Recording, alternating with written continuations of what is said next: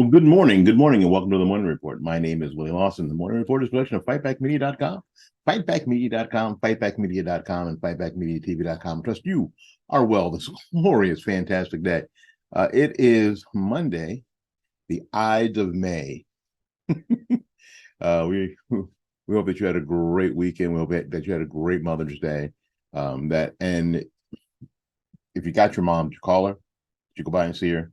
Did you take her to dinner? Take her some flowers? Just go by and give her a hug, because sometimes, I understand we don't have the capital to do anything special, but sometimes it's just noticing, being there. If you don't normally go over and just watch TV or whatever and have a meal, go do. You could have done any of that. If you didn't do that this time, pocket that way for next time. Again, it was a good weekend here. My son cooked dinner for his mom and me. He is a steak master. Fantastic. It was delicious. I cooked the asparagus. I didn't eat any asparagus, but I did cook it and it was good. Anyway, I hope that you are doing well. All right. This morning on the Morning Report, this past weekend, we know that Title 42 expired. Title 42, and it's funny, I'm watching some of the news, and it's being reading some of the internet from the left. They're saying that this is a COVID era policy. This policy has been available since the 70s. It was used in the COVID era, but it's not a COVID era policy. This wasn't a backdoor for Donald Trump, and this is how they're preaching it, to keep immigrants where they were. It was one of the tools that was used for sure, but it's been around for a while.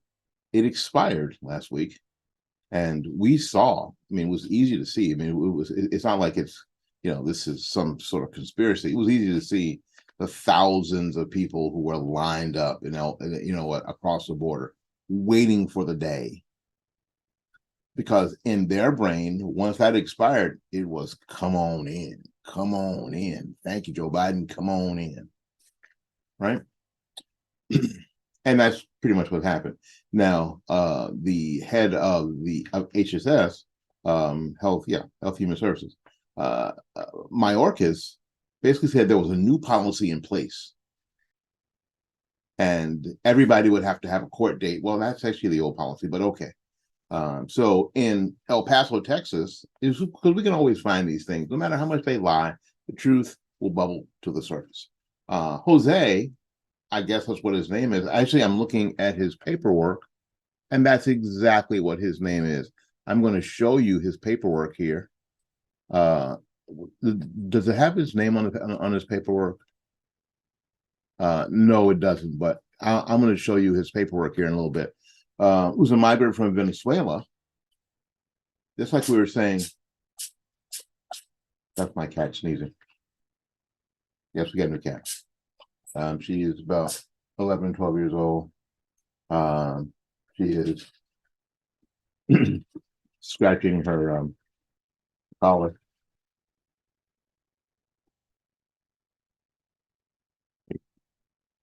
Anyway. So we're going to show you his paperwork, and because this new policy, which is really the old policy of seeking asylum, everybody would have to have a court date. Here's what the article reads. Jose, a migrant from Venezuela, is proud to say he had papers that allow him to travel to Chicago. Now, you've already heard that there are communities in Chicago that are not going to be happy to see Jose and he's supposed to be sent to Chicago to wait for his first court appearance, to begin his asylum proceedings. Now, it would seem like his asylum proceedings should have started before he got in the country, right? His asylum proceedings are going to start May 20th, 2025, in 2 years. Jose said that he'd been staying on the street for about a day, and he'll be headed to Chicago on Sunday. That was yesterday, I guess. No, this next Sunday. His court date is far from the only one that's set years from now. A friend of Jose showed his court date is also on May 20th, 2025. During a press conference on Friday, Representative Tony Gonzalez said that he was at the main processing center for migrants who illegally crossed the southern border.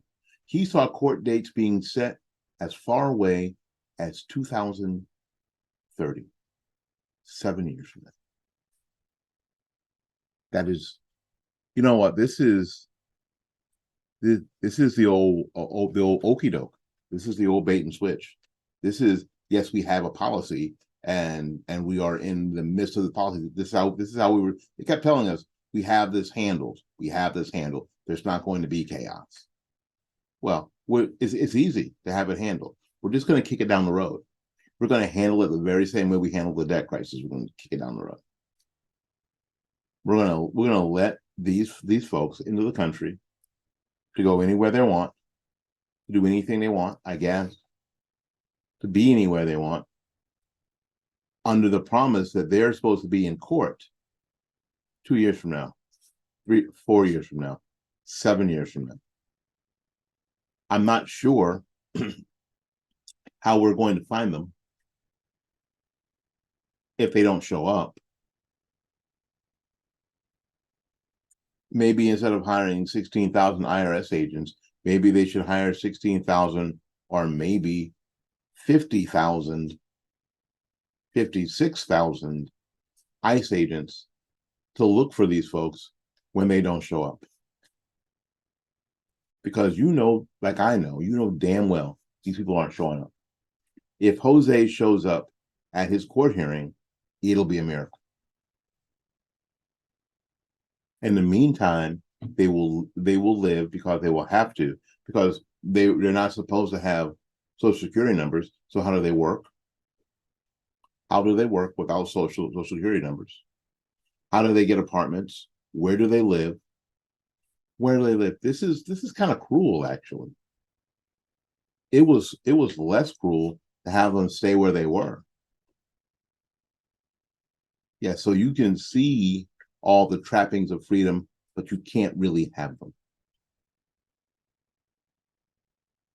So in the aftermath of Title 42 being lifted, downtown El Paso is once again seeing a spike in illegal immigrant sleeping on the street. Of course, earlier in the week, only a few dozen stayed around Sacred Heart Church. Now the number has ballooned to over 150. Its peak was 2,000. Even with the Texas National Guard and Department of Safety blocking access points for illegal immigrants or illegal aliens, the number from this past week for categories such as gotaways remain historically high. This is from Chief Raul Ortiz, a week in review. 3 agents were assaulted. 67,759 were apprehended. 15,700 approximately got away. 83,557 was seized. 224 pounds of marijuana. 170 pounds of methamphetamines. This is the scary one. 56 pounds of fentanyl. 34 pounds of cocaine, 5 pounds of heroin, 7 firearms. There were 5 sexual offenders, 4 gang members, 2 felons, and 1 subject who had 5 warrants. 5.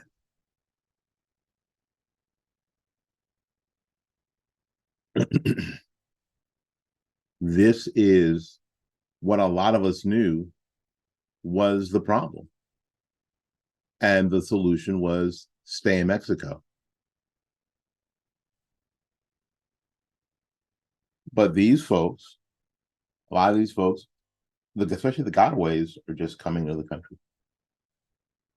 And if you don't think they're going to wreak havoc where they are, they've been wreaking havoc where they were. What makes you think they won't continue that? These people, the cool thing about all of this is that we know the nature of people. So we don't have to say, we don't have to be mean, we don't have to be awful to say that people will behave like people no matter who they are, no matter where they're from. There is no such thing as a noble savage. People will behave like people no matter where they came from. And if you've been behaving in an antisocial way where you were, you will continue to act in an antisocial way where you're going. That's all there is to it. And in these communities like Chicago that are dealing with all this antisocial behavior already, or even New York, Los Angeles, who are already dealing with incredibly antisocial behavior, do you think adding more people to this behavior is a good idea? Well, of course it is. All we can do is pray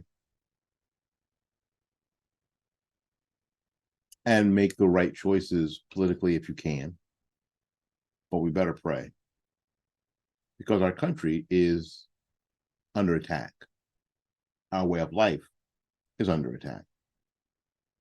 Capitalism is under attack. Frankly, I can't say it any more bluntly. These people who are running our nation hate it the way it is. Barack Obama said that he wanted to fundamentally change the country.